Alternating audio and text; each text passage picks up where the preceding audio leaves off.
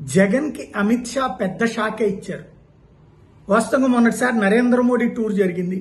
ఆ సందర్భంలో నరేంద్ర మోడీ రాష్ట్రానికి ఏం చేయబోతున్నారో మాట్లాడారు తప్పించి గత ప్రభుత్వపు పాలన అప్పుడు అస్తవ్యస్తం ఇట్లాంటిదేం మాట్లాడలేదు.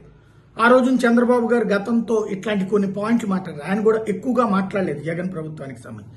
బట్ ఇవాళ అమిత్ షా టూర్ సందర్భంగా ఏదైతే ఎన్డీఆర్ఎఫ్కి సంబంధించినటువంటి కార్యాలయంతో పాటుగా 2 కేంద్ర ప్రభుత్వ కార్యాలయాలు ప్రారంభించేటటువంటి సందర్భంలో 2018లో శంకుస్థాపన చేసింది చంద్రబాబు ఉండగానే.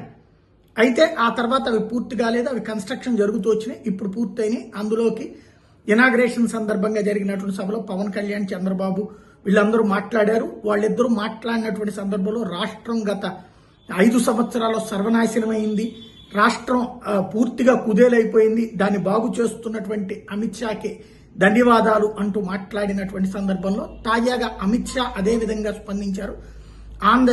గత 5 ఏళ్ల చేదు జ్ఞాపకాల నుంచి బయటపడండి, స్తంభించినటువంటి అభివృద్ధిని 3 తీసుకువెళ్తున్నాము, కేంద్రం పూర్తిగా సహకరిస్తోంది, మీ పోలవరం 2028 కల్లా పూర్తవుతుంది, 1,50,000 కోట్ల రూపాయల మౌలిక సదుపాయాల కల్పన ప్రాజెక్టులు ఆంధ్రప్రదేశ్లో జరుపుతున్నాము. అదే సందర్భంలో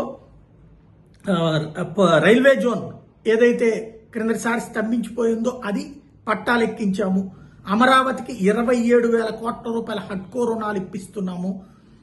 అమరావతి మళ్ళీ అప్పట్లో నిర్లక్ష్యం చేశారు, అమరావతి ఇప్పుడు పూర్తిగా రంగంలోకి వస్తుంది. 2028 కల్లా పోలవరము, అమరావతి 2 కూడా ప్రారంభం అవుతాయి, ప్రజలకి అందుబాటులోకి వస్తాయి. అట్లాగే 3 లక్షల కోట్ల రూపాయల పెట్టుబడులు ఆంధ్రప్రదేశ్కి వచ్చినాయి, కేంద్రం పూర్తిగా సహకరిస్తుంది రాబోయేటటువంటి రోజులలో అన్నటువంటిది ప్రకటించడం ద్వారా జగన్ హయాంలో జగన్ అంశాన్ని ప్రధానంగా ప్రస్తావించడం అన్నటువంటిది ఇక్కడ కీలకమైనటువంటి అప్పట్లో స్తంభించిన అభివృద్ధిని ఇప్పుడు ముందుకు తీసుకువెళ్తున్నాం అన్నటువంటిది.